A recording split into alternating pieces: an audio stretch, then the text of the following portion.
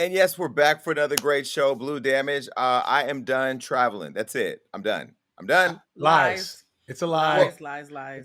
Stop no, trying to I fool mean, us. I'm going to New York on Friday, but I mean, I'm done going out of the country for at least until my birthday. And I'm going to tell you why. I almost got into a fight at JFK Mm. yesterday, flying back from Aruba. How this start? Well, I don't even know how it started. I was on a phone call and I had my 3 phones in my hand trying to get my luggage. And this is the problem. People have not been out in a long time. And so now that everybody's trying to travel, people have forgotten what it's like to be crowded around the little bin where your luggage comes out.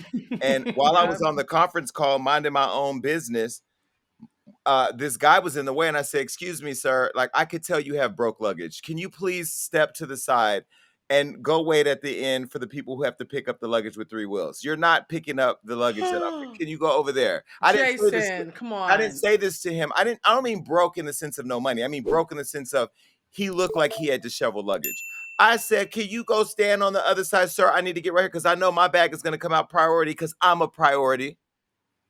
And Oh. but I said it in a nicer way. I just said, "Sir, can you please scoot over?" And he just looked at me. He refuses to move. I see my bag coming, so I nudged him. You know, while I'm on the call, I nudge him, and then I grab my bag. And then when I grab my bag, he has the audacity to say, "Motherfucker, your bag hit me." I said, "Hold on." Now I'm on a business conference call. I said, "Hold on a minute, you guys. Hold on." I said, "Motherfucker, if you don't get your ass back, first of all, you ain't got no mask on. Second of all, I'm not today. Like, not today, sir." Wait. You hit him first. No, You hit him I first, didn't. Jason. I did not hit him. I You nudged him. nudged him. I nudged him. That was the It's nice a form you of know, hitting. No, it's a form of hitting. If you nudge excuse me. me, I'm gonna nudge Excuse you me. back. I had my luggage in one hand, so I was thinking of myself like a football player. I did not want to fumble the luggage. So I nudged him. That's Mm-mm. what they do in the NFL when they're trying to get through. They nudge. I nudged him. Well, he made this big old scene, and he thought because I was on a conference call, I wasn't going to, you know, act Mm-hmm. my ethnicity, and so I had to check his ass, and then still as I'm walking out on my phones carrying my luggage, pulling my luggage, cussing him out on a conference call. It was a scene, but nonetheless, I think that people have gone crazy. I think the airports are just out of control. I think people have forgotten etiquette. Um, yeah, it's out of control in the airports. So Jason, you if one doesn't allow you to nudge them, all etiquette has been thrown out the window. right. Where's Well, the I etiquette think about crushing somebody and nudging them, Jason? Like I would have hit you. Well, I No think offense, I once would have hit no, you. no, no. But here's the thing, and this is the problem, and I don't want to sound wrong. Too late. White people think they own everything. White people think they own airports. Oh, White people okay. think they own airports. White people think they own the air. White people think they own the water. White people think they own the airline. This was a racial thing. Clearly, he was in first class. I was in first class. I think he had an issue with me being in first class because he was looking at me the whole time I sat in my seat. Then he commenced to standing directly in front of me. Now, you see me standing here. There ain't no room unless you want me to you, and you clearly know you're not my type. Big old bottom, standing right in front of me. And then his wife and his little raggedy ass kids are screaming out of control on the side. So you need to attend to those things, right? I'm standing here minding my own business. I said, "Excuse me." Black people have to stop being extra begging for respect. Like when I say excuse me, that means excuse yourself to the right. But you choose not to excuse yourself. You see my luggage come out because your raggedy ass luggage, raggedy, I said raggedy, is coming out over there. So I nudged him in a nice, polite manner. And then that happened. Sir. Sir, first of all, you can't be raggedy in first class unless you use your last bit of change to get in there. Although I will say that first class is probably the most racist travel experience I've ever had. Every time I'm in first class, somebody always cuts me, asks me, "Are you in the wrong section?" People have sat in my seat and been shocked it was my seat, even though their ticket said something different. But like, yeah, no, it is bad. It is bad Well, in first class. you know what's worse than racist people or elitists in first class? Who? Who? Other black people in first class. Because Excuse me? because they Might be looking me, at you Jason. because they looking at you like why you show up? I wanted to be the only one. Like it's always a competition. Like everybody trying to roll up and show their No. watches. And the girl today, she made sure she sat her little Chanel bag on her purse. I'm like, girl, ain't nobody looking at your Chanel bag. I'm about to go to sleep because I needed to catch up on rest. So I went straight to sleep when I got on the plane today. But yeah, the airports are out of control. Nobody's wearing masks. By the way, everybody believes that the coronavirus is gone. Everybody. And I was at the club. And it ain't. I was at the club in Aruba this weekend, and I said to myself, you know what? This is it. This is a new strand out here too. I'm not getting the Delta. vaccination. Yeah, Delta. Like I can't. And you know what? I thought, oh, it's a new vaccine, a new strain. I'm sorry. I thought it was some bullshit too. Everybody's catching it. Like everybody I know is sick right now. So please do whatever you got to do. I don't know if it's sea moss, echinacea, whatever you got to do, vitamin C, do all that right now. All of the above. That's what you need to be on. You This is laughing, for real. You laughing, you better listen to Damage because that's what people are missing. Damage, I'm glad you said that. People are forgetting all you need to do is keep a strong immune system. Take your vitamins. Mm-hmm. Make sure your gut health is healthy. Take that sea moss. Get your body work out. Damage in Blue. I'm telling y'all right now. Thoquinox is open. All You're my more than friends welcome. on sea moss got COVID, so that's why I'm laughing. But everybody who I know who eats sea moss got COVID. It's not just sea moss though. It's the vitamin C. I It's know. making sure you're getting sleep. It's working out. It's changing your diet. Like our body has natural ways of fighting this thing. I'm not here at all saying to people that the coronavirus is or isn't real. I have my own theories, and I'm not here to say that it's gone away, even though most of you thought it is. And I'm not here to advocate for the vaccination because I'm telling you, I have not and don't plan to get it. But I'm saying that we do have strong systems that are created by God that we just need to reinvest in and just stop the Chick-fil-A and McDonald's and go eat something healthy and get it together. Like, I don't know, but Damaged Blue, I can tell you the world definitely thinks that the virus is over. No, they do. And at the very least, man, just to top off what you're saying, drink some damn water. Aqua. Hydrate yourself. Drink water. Stop drinking Pepsi in the morning. I know people drinking lemonade in the morning. Wake up and drink some damn water after you brush your teeth. In the morning? Yes. Jason, you might have missed it, but last week I was talking about how I thought it was a date. It ended abruptly because he went to the bathroom and forgot to flush, and his pee looked like apple cider vinegar. And I was like, I don't want that anywhere near me. Whatever brown liquid is coming out of is not coming near me. Blue. So he needs to drink some water. You know who you are. Drink some water, bro. Blue, just don't let him pee in your mouth. Other than that, his pee is just a reflection of his hydration level. Jason. No, I'm just saying. No, I've had somebody ask me to pee in their mouth. Clearly, I couldn't do it. But I'm just saying, like, I learned that urine, literally, the urine color is just an identification of urine, like your hydration level. Like the lighter it is, the more hydrated you are. Women have a pH balance, Jason. So we have to be careful about what comes near us. So it's not just my water's pH balance is 9.5. I don't know if this can help your pH balance, but I don't know. Just drink more water, people. And I thought about this too the other day, not to be gay or nothing. I haven't in so long. No, I haven't performed oral sex in a long time. Since I got this new body, I've been more into but I have told myself recently, I have given a lot of me away. Like, I'm also on this new thing of not having sex with people I'm getting to know until I know that I want them. But dating. Okay. No, not in my community. not in the community. That's true. But I am at a point now where I've gone to 2 countries with 2 people to see who I want to date. And I think I know, but then I don't know because while I was out, people were still texting everybody. You're with this person. Are you with that person? Oh, they do this. I need a peace of mind. I'm at a point in my life where I just want peace of mind. Is that too much to ask? But do you not know what you want though? Because I feel like you should know who you want regardless of what's happening around you. Probably might be you, Jason. But do we ever know, Damaged Blue? Do you ever know, like Blue, you thought you wanted that motherfucker till you went to go use the bathroom, and then here come his dark ass pissing your whole urinary tract, and you don't want to give him no babies. You know what I'm saying? Like he almost. But I knew though.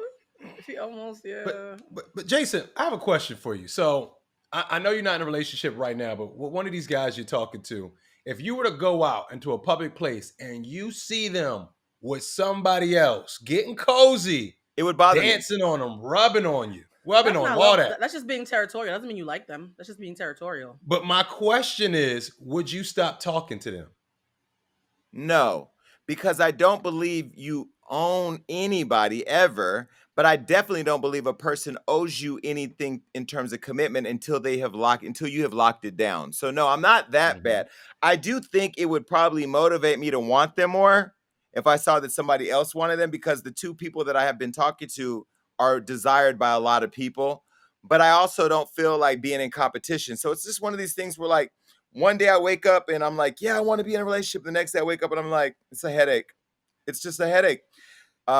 This past week has Give her. probably been the hardest week I've had in a long time. And, one thing you said, Damage, as you're speaking, I'm hearing you say something else on one of the previous shows. You said, do you ever do something and then when people react, you just lock down on saying, I don't give a and stand in that because it's power, right? And I think, I did move through like it didn't affect me, but what it did affect me. And it affected me because I know I have a lot of people who depend on me to be great. I have you guys that depend on me to be great. I have employees. I have my family that's proud of me. I have my friends. I have my fan base that roots me on and supports me. And I felt like I let them down, you know what I mean? And so while I was in Aruba, I had to go to Aruba, not just to see if I was going to figure it out with this other person, but I also went to Aruba to escape social media. I unplugged from my team. I unplugged from everything. I only talked to the really close people who are around me, who've also been through their own stuff, who, shout out to Floyd for stepping up and helping me out with a couple of things. Shout out to Cardi for being on the phone every day. Shout out to Tiffany, who I'm going to dinner with, friends of mine who have been through their own stuff, but, were there for me and supported me. I will say vulnerability is power. And I think I need to get back to a place where I can be vulnerable. And I think for me, being vulnerable is saying that I did struggle with feeling like I let people down. And I will say to the person that Mhm. was in Mexico with me, the fact that he was there while I was going through it. Cause it's different now. It's like, okay, it's a moment in time. It happened. Safari and I have laughed about it. People have gotten over it. The news is cycled. The attorneys are now doing what they need to do to deal with certain situations. But to look back and know that while I was going through that, I had somebody to continue to reinforce, you're very successful. Everybody has a moment. Like it's, and to hold me accountable too, to say like you work hard to get to where you are, don't give people nothing. I think the thing that bothered me the most was, when I think about how they've been talking about my mother, and I want to be very Mhm. careful because I'm not going to get emotional. Like I'm just not going to allow myself to do that. But I will say that, to talk about my dead mother in the way that they have, to say that I was on drugs like her when everybody that knows me know I won't even smoke a joint. Like that I Right. think really bothered me and it hurt me. And it hurt me to the point to where I had to literally center myself again and say I'm going to give myself this trip on Aruba to work through the feelings, and then when I get back, I got a lot of shit to do. And I think having somebody on that trip to kind of support me, and then just all my friends, that's why I wanted to have dinner with you guys, and we're still going to have that dinner because I just want to continue to be centered around the things that are elevating me and my brand, not around the Right. chaos that I've created that's gotten out of control. Does that make sense? No, I'm a big fan of Mexico. I don't know who he is, but the entire time you were talking, I thought about all the exes I had who, if they had seen me in that moment, they were like, well, you shouldn't have done that. And they would have me to death. You were emotionally safe, even during a really hairy moment. And that's a sign of love for me as a giver as well on the stage. Just want to point that out. You better Great Well, go ahead, girl. givers. he did say in one text, like, I was a little frustrated when you were drunk. And I said to him, that moment and experience was not about you. It was about me. And I have Right. to stand in working through what I put myself through and not deal with how it affected you initially. Like I'll get to that. But the first thing that I have to acknowledge, I've been very open in my book about using alcohol as a way of blocking trauma. The death of my brother, the being shot, the losing my mom, the adopting my brother, the failed relationships, the weight gain, the weight that I lost this year. I lost in the last, it's actually 1 year today, 120 pounds of pain. And so I need to stay in my truth so that way I continue to be relatable, because there's a lot of people out there that are struggling with drug addiction or alcohol addiction or weight or whatever. And we are a reflection of that. We're a reflection when we go through it, and we're a reflection when we work through it, and we're a reflection when we have made it to the other side. I know I have seen drugs destroy my family. I have seen drugs kill my mother. So for me to be accused of being on drugs, really, it took me back to a place where I remember my mother shooting heroin in her veins, which I wrote about in my book, and then waking up out of that drug fueled moment and calling the CPS to come and pick me up. It took me all the way back emotionally there to where I wasn't even calibrated anymore. I was off my. I'm back on it now, but it took me 5 days to really like get back to me, because I could not believe that somebody would actually say that about a person. The other thing I will say too is, you know, at Hollywood Unlocked, I've said a lot of crazy. I do want to apologize to Winnie Harlow. I did piss her off because over the weekend she refused to do an interview with us, and when I texted her to ask her what happened, I had referenced her skin condition to Roland Ray's burn marks, and I wasn't intending Oh. to disrespect her. I was making a dig at Roland Ray, but wasn't thinking about how it would impact Winnie. So I've apologized to her, and I will apologize for that. And I've said a lot of crazy things, and believe me, I've had to do a whole examination over the last 5 days about the stuff that I do too, right? And I think the one thing that I think of is that I have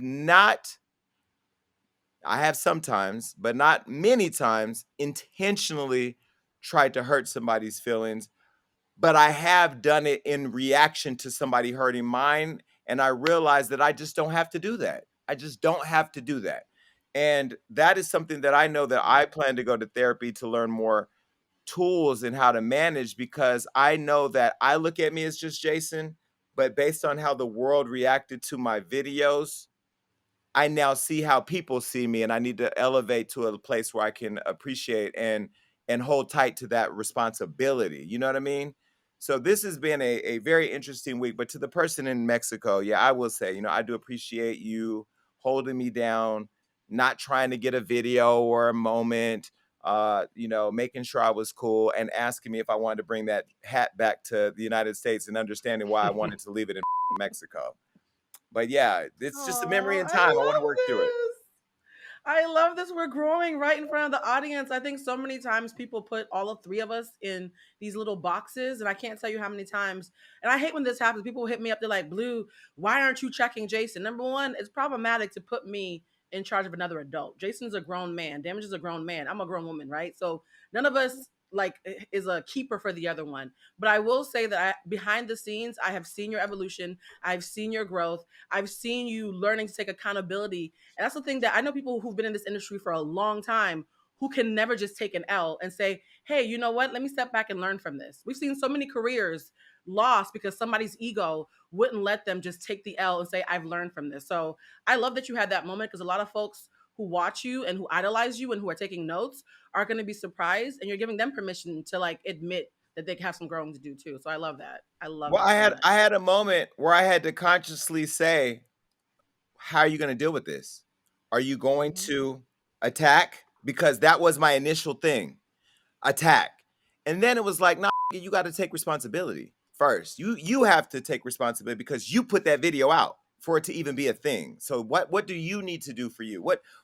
Why are people showing up to support you? And I think why people show up to support me, and what the feedback I get from both me partnering with you guys on this show, is that they show up and see what feels like a conversation with friends over real life. There are people out there really struggling.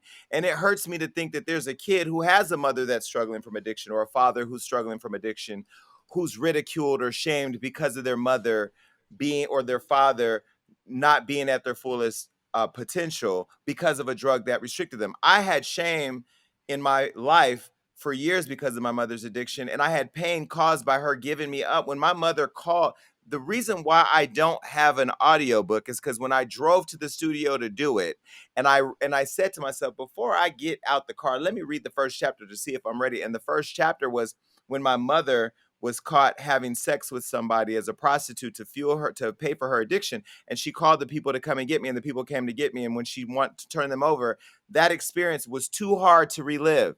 But part of my process this week was, now you're going to go and do that audiobook, and you're going to face it and deal with it and give it as a gift to people. And I plan to do that this month sometime, to have it available for my birthday for my fans.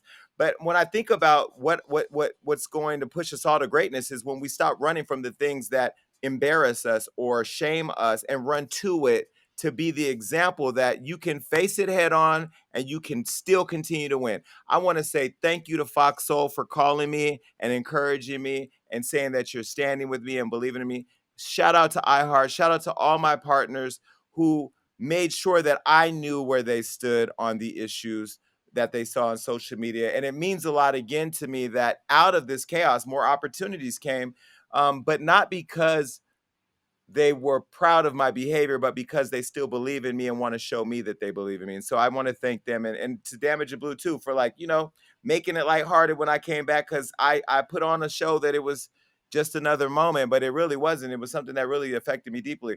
I'll say one more thing. I talked about this, and I think we're talking about it today. Tila Tequila, I talked about this on the show last night. I also want to give space to the conversation about how to utilize my platforms to support Black women more. We have to. I've been texting people like Charlemagne and Queen Latifah and just friends of mine to say, what can we do to cancel culture? Because cancel culture only applies to Black people. When I canceled Little Mama, I canceled her to me. I didn't mean cancel her to the world. I don't want to cancel people to the world. I cancel people to me. But I think that there's an interesting thing happening, because in my experience, what I saw was that while you can say anything on the internet, you can't say everything on the internet without a consequence. But I saw that in our community, we're quick to use our platforms to just spew out anything that's not even true.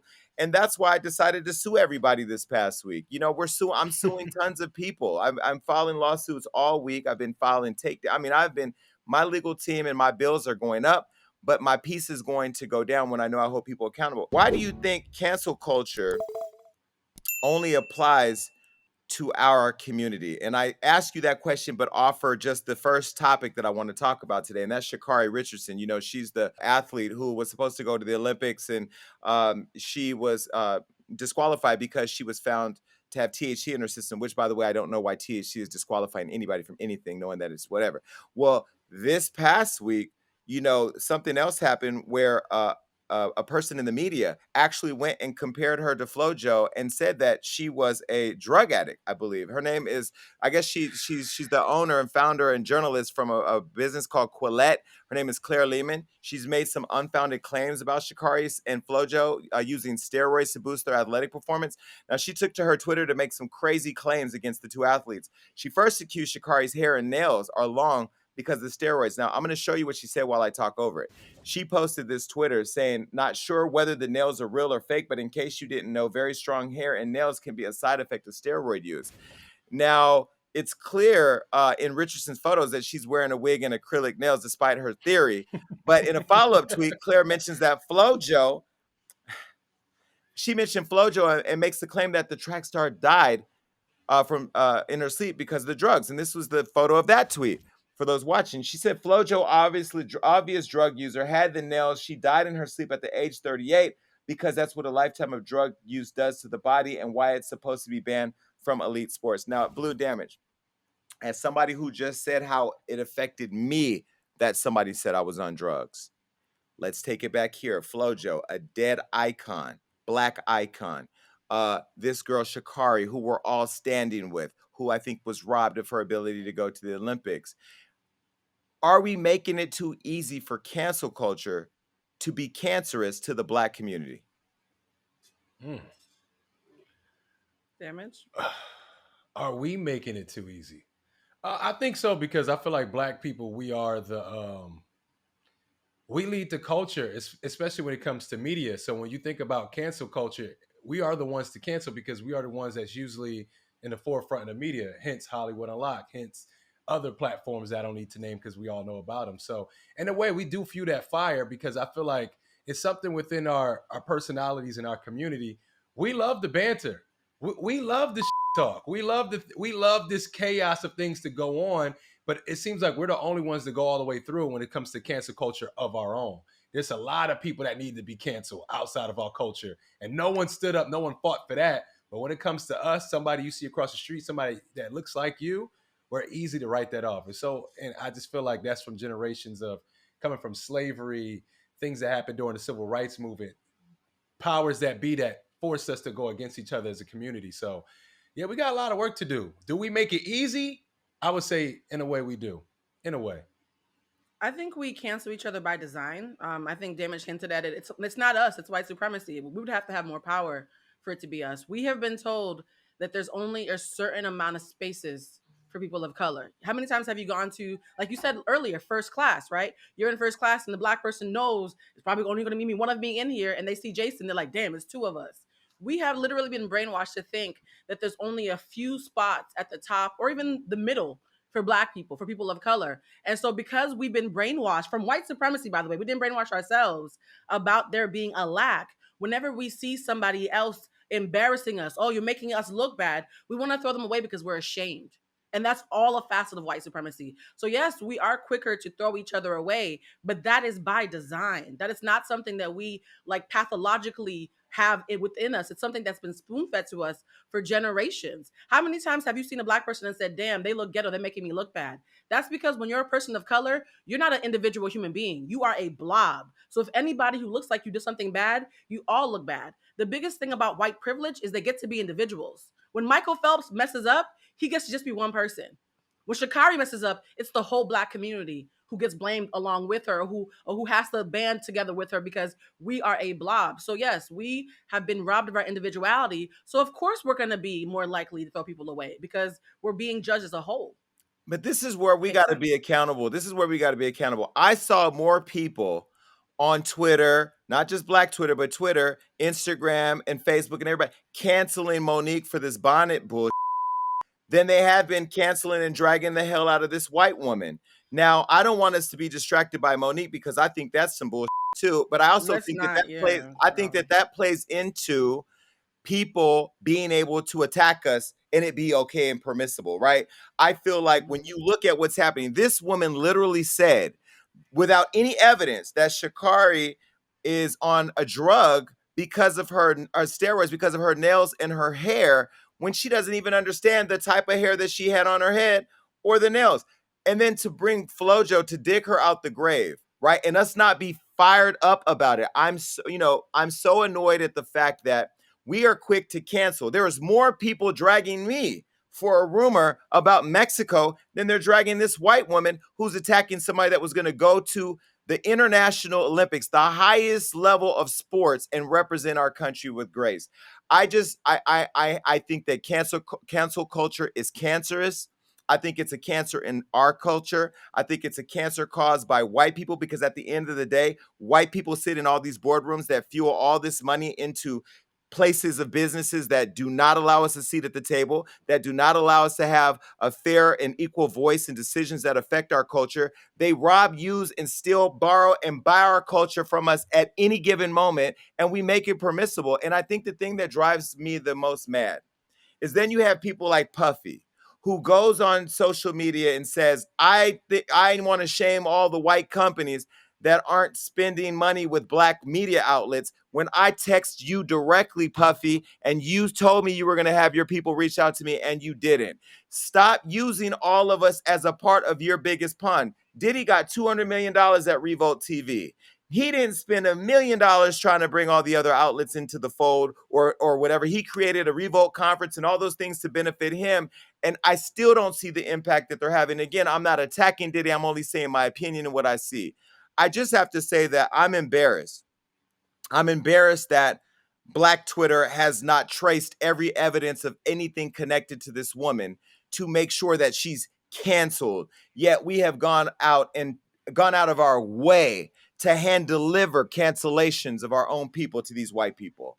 It's just beyond sickening. And I pray that a conversation happen soon of people who have high intellect and high influence to sit around a table to talk about the effects that cancel culture has on the Black community, on the Black dollar, on the Black family, and more importantly, on the Black media that continues to tell our stories. Like this is beyond outrageous to me. And guess what? People are gonna watch this and they gonna click right over to wherever somebody Black is being canceled. Because we don't matter. We don't even matter to us. The old saying, don't throw out the baby with the bathwater.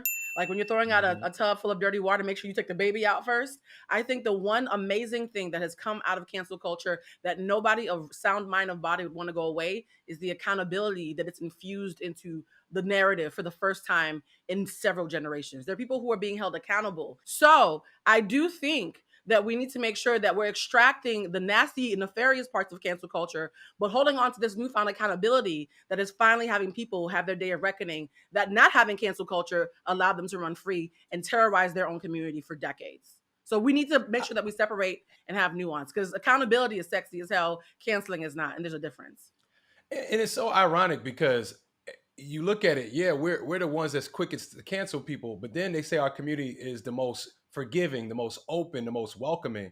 And it shows you what at the core what the Black community is. We're forgiving, we're welcoming, we're homey.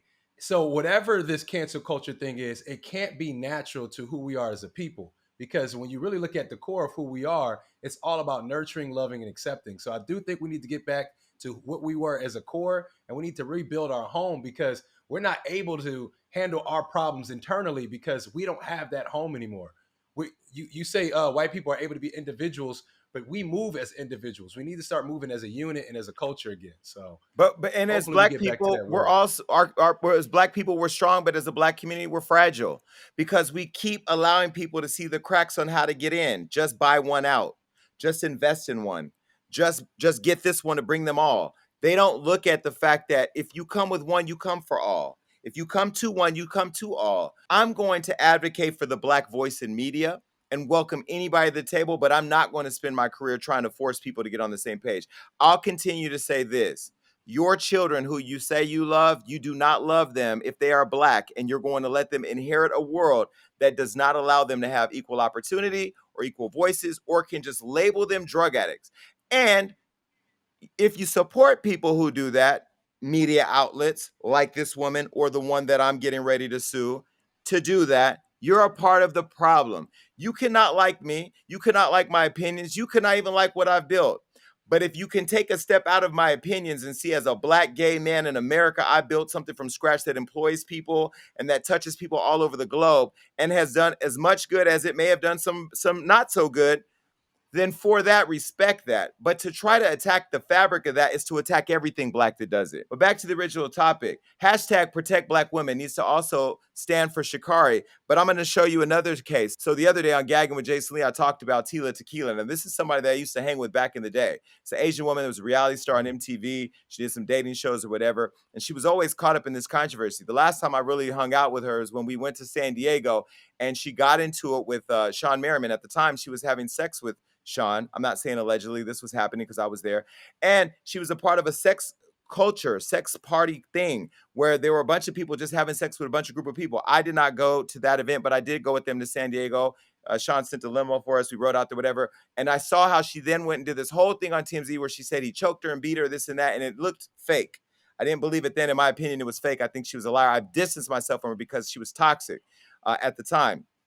She was fun to party with, but then I saw the toxicity and I saw the racism that I thought was racism, how she handled Sean. Well, now she is under fire because she posted something that went viral, and she's talked about Black women, and she drug our God into it, the God that I know we've prayed to much more than she has. This is what she had to say. Now, it was 10 minutes. I'm not going to show you 10 minutes. I'm going to show you a little bit. This is what she said. Let me read to you what the Lord God says. Because remember, there's a lot of these, you will know a man by his fruits. There's all these like Black women claiming to be the bride of Christ, and many church people out there claiming Jesus was Black. But to their shame follows them everywhere. You'll know a man by his fruits. Look at Africa, and now all the African women are bald-headed. And this is what God says about that. The Lord says, the women of Zion are haughty, walking around with outstretched necks. You know how they're always like this with the attitude, like haughtiness, okay? The women of Zion are haughty, walking along with outstretched necks, flirting with their eyes, strutting along with swaying hips, all that twerking, with ornaments jingling on their ankles. Therefore, the Lord will bring sores on the heads of the women of Zion. The Lord will make their scalps bald.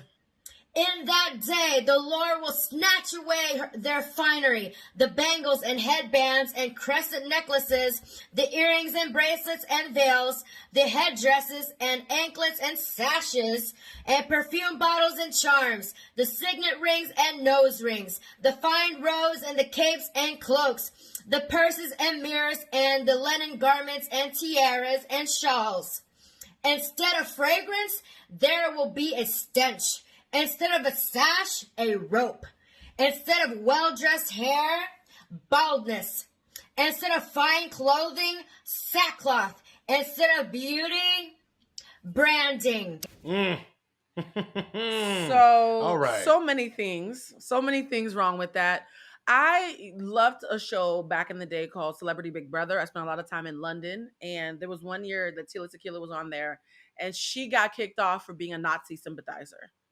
So I just need you to recognize who is speaking, right? And to be a Nazi sympathizer, as an Asian woman, she already has so much self-loathing within herself for her to even be in the circles that she's in, that what she thinks of Black and brown women means nothing to me. Also, the gag is, if she and I both took out our tracks, I promise you my hair is probably longer than hers. I think she's mentally unstable. And I'm not saying this to be mean. I actually have a cousin who struggles with mental instability. And when he went to the hospital, the first thing they told us to do was take away his Bible.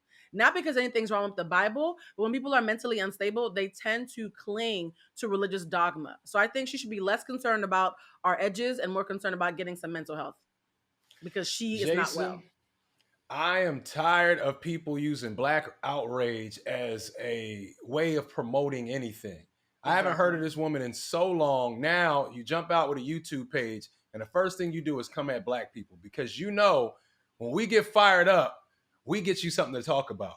And I'm just, it's cool we talking about it right now, but after this, I don't want to speak on this crazy little woman anymore, because that's what everybody's doing today. Everybody wants to use Black outrage to promote whatever the they got going on. This is a perfect example.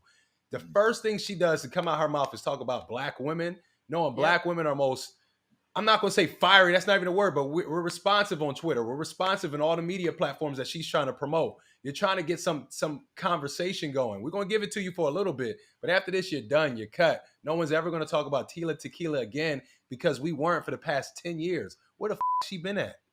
Well, I will say, I know that Tila used to do drugs because I used to be around when she did cocaine. And I don't know if this is a drug thing or what this is. What I will tell you, I try to find the positive in everything. The positive that came out of this for me was now me understanding, not to say that I didn't understand it before, but to understand the vile attack on Black women. The fact that she felt this comfortable to say something like this publicly. We all have a responsibility as a fabric of our community to lock arms and deal with it. Not just ignore it and not talk about it. Deal with it. How does that happen? How does that happen? I may not have all those answers, but I could tell you this. It's making sure that people understand the ignorance, that we don't go and subscribe to her YouTube channel, that we don't give her those views, that we understand if she has if she's a part of any organization, don't spend your money with them.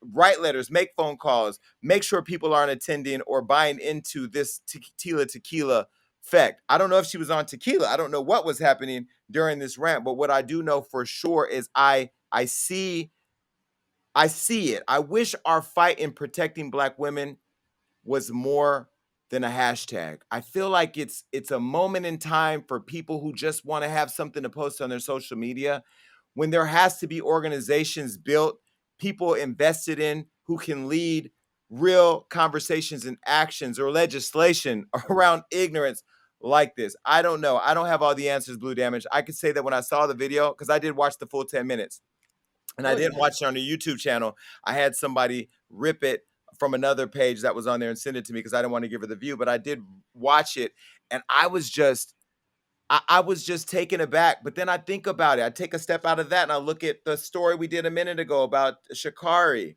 right? It's just too permissible to do and say anything you want related to Black people, Black women. But here's the thing, though, and this is where I'm struggling, but I'm going to keep it a buck since we're having this kumbaya day and we're all being so transparent. I will say this. I love all Black people, even the ones that I wouldn't want to come to my house for dinner, right? I don't like all of y'all, but I love all of y'all and will fight for the rights of all of y'all, whether I personally want to break bread with you or not. As a result, I have a hard time sometimes bonding with women, Black women, because when they start saying N words ain't, talking about men, I'll step in and be like, hey, I'm actually not cool with you talking about all men like this, because I have so many men in my life who are amazing, who don't fit that description. You can't talk about white people talking about us when you're destroying the men in our community. And we all know, and I've said this before at dinner parties, I'll say it on TV. I think because Black women are so aggrieved and are so much pain, the same way if you had a misbehaving child that you feel bad about the fact that they were abused, you wouldn't want to discipline them. I think a lot of Black women are not held accountable. So I try to hold my sisters accountable. Conversely speaking, I think a lot of Black men sit by quietly while Black women are being disrespected. And when our own men don't speak up on our behalf, it makes it much easier for the rest of the world because of a thing called patriarchy and misogyny. And so for me, I would just love if Protect Black Women wasn't just when we're doing a show like this, or wasn't just when we're out in public, but when your boys are talking crazy about Black women, be like I am with my sisters and check your boys. We have to do this within the community because I'm so tired. I'm so tired of having bitter Black men talking about Black women behind the scenes and then saying protect Black women in front of the camera. And I'm tired of bitter Black women talking about Black men behind the scenes, but then marching for George Floyd. We have to call bullshit on ourselves. It starts at home. Let me call bullshit on myself, because I have criticized Black women who are Black celebrities, but that's what I talk about Black people, right? So I'm always going to keep it 1,000. However, I think that I need to really be mindful of my approach when I do talk about the issue. So that way it's coming from a place of, while speaking facts and being blunt, not being intentionally destructive or mean-spirited. I have gotten into it with people where I have said some nasty things. I mean, somebody called me a sucker. Of course, I'm going to throw shade and do whatever. But I think that there's an approach to do it where I can still stay mindful of my responsibility and obligation to my community and still throw the shade that I need to throw the shade and hold people accountable. So I can say, to your point, Blue, that I have to be one of those people that you talk about. I have to walk the talk. I have to be mindful. I just a week ago ripped apart somebody on my other show, but I did that with the intention of setting them up so they can go and violate a bunch of laws, and they were dumb enough to play into it. And so even that show, I'm like kind of cringed at watching it because I knew what I was doing in my mind. But that's not what the audience sees. And so I have to be mindful, right? I mean, and also acknowledge that, Blue, damage, our community, we're not going to be perfect. We're going to make mistakes, but I do agree. There are a lot of people who, in the public eye, they say one thing. I've been very critical of Sean King. I don't know if he's white or Black because his birth certificate is still under question. He's blocked us because we asked the question, but this is a white man, alleged white man or a Black man, I don't know, making a lot of money off of our Black community. And I don't know what money he's putting back into organizing legislation. He talks about it, but I don't see it. And I don't see us caring enough to hold him accountable. I don't see him doing interviews where we can sit down and ask him the hard questions. Yet here we are. Every time he gaslights us with a Black body on the ground, we're there to rally behind him as our voice. He ain't my voice. Now, some more Black folks in conversation. Marc Lamont Hill, we all know him as a commentator and as a talk show host, and Judge Joe Brown. They got into it over Bill Cosby getting released. Now, I didn't even know Joe Brown was still out here because the last time I saw, he was going viral for being allegedly under something, right? So Judge Joe Brown, him and Marc Lamont Hill got into it, baby. They got into a heated debate over the disgraced comedian Bill Cosby's recent release from prison. Brown appeared on Hill's TV news show, Black News Tonight. By the way, Mark, you follow me on Instagram, but you didn't invite me to your show. I did pay attention to that. Mark, who's a professor at Cosby's alma mater, Temple University, invited him on the show for a discussion on the issue. And after the two fired off opposing tweets. In a segment that lasted over 15 minutes, the two went back and forth about Cosby and his abusers. And while they agreed in the interview that the legal manner of Cosby's assault conviction was indeed unfair, they differed on what Cosby's 2005 deposition meant. And it was just a lot for the world to watch. I don't know if you guys saw it, but Mark asked if Cosby should still be held accountable for his predatory behavior, and Joe responded, quote, "What about these women being accountable for their own behavior? They were groupies, sex, drugs, rock and roll, sex, drugs, rap, sex, drugs, basketball, baseball, football, movies, television. See, it's called being a groupie. We forgot that term and what it meant." What And then does he it also mean, ca- Mr. Joe then he Brown? also then he What does also that called mean? wait, then he also called them bimbos that came to hang out at the party. They hung out, they got drunk, they stored the lines of blow, and they have a good time. They use all the hall closets to give head, bathrooms to get down, and you go in to get your coat off the bed, and they're laying on top of it doing somebody's seed. That's what that's about. This is what's me up. Sorry for Kurt. This is what's messing me up, Mr. Joe Brown. So you're telling me these girls was down the party and do all of this, but still there was somebody there drugging women that was trying to have fun anyway to do whatever they got to do. That's where this all flaw. It's all these flaws in this story and this what is he reminiscing about this classic time that he used to party in? Joe Brown, what the hell were you doing at these parties? Brown You was just liquor walking in, Joe. getting your coat, just getting your coat. You wasn't participating at all. I was getting my coat. I seen these groupies walking around, but I knew I was going to be a judge. You sound like you missed the good old days, Mr. Joe Brown. What's going on over there, man? What's up with that? He is gross. He's actually the perfect example of the kind of man I was talking about, right? Who is supposed to be this beacon of justice, but we know that behind the scenes, Brown Liquor Joe is problematic. I'm going to give you guys a cheat sheet about how to be on the right side of history so you never have to look back at footage and apologize to your kids. Don't ever use the term consensual sex. There's no such thing. There's sex and there's rape. Non-consensual sex is just rape. It's not sex anymore, right? And when you look at it from that lens of there's sex and rape and there's no in between, right? You cannot compare somebody using their sexual free agency. I could 20 dudes if I want. I still don't deserve to be raped. They're not the same thing. They're not interchangeable. So you bring up someone's sexual proclivities as an excuse for them being sexually assaulted and raped is disgusting. And the sad part is women aren't the only ones who are being raped and molested. So there are men who you think are going to agree with you who have been molested and who are watching this and they're like, see, this is why I don't open up. If you're going to talk about women like this, what's going to happen when I open up? So I think he has missed the ball completely. He is not a mental giant. The fact that Marc Lamont Hill even dared to breathe the same air as him. I've worked with Marc Lamont Hill. He is brilliant. And let me say this, because this week, on top of all of this, Jesus. Bill Cosby is planning a comedy tour, and amongst other things. And I know that the people are going to be torn over that. I'm not going to go and watch it because if he makes one joke about sexual assault or a pudding pop, I'm not going to know what to do with myself. But I will say that I didn't agree with everybody trying to cancel Felicia Rashad this last week. Again, I'm going to say that she stood with Bill. They have a personal relationship. She knows him and believes one thing about him. I may not have agreed with her, and I'm sure Blue and Damage, you probably didn't agree with her either. But Felicia Rashad is and will always be a Black icon. I'm not going to ever forget the days and years I sat in front of the TV and watched her and watched what she represented. And even though my mother wasn't a Black woman, to see a strong woman in the house, a strong mother, and on top of that, grow up and by my grandmother understand the importance of having a strong Black woman as an example like her. I just feel like it's not fair to cancel her. I think she should be held accountable. I think that she shouldn't represent Howard University if they don't believe in the same beliefs that she has, and that should be taken from her. But that's where we should hold each other accountable, not cancel. I saw everybody online talking about cancel Felicia Rashad. You gonna cancel Claire Huxtable? Are you crazy? Nah, not with me. I'm not. Claire Huxtable was the prototype. Like, she's the reason why I talk like this. I grew up watching her cussing out Elvin, and this is why I'm on the show right now. So I would be a complete hypocrite to cancel the blueprint, but I can be disappointed.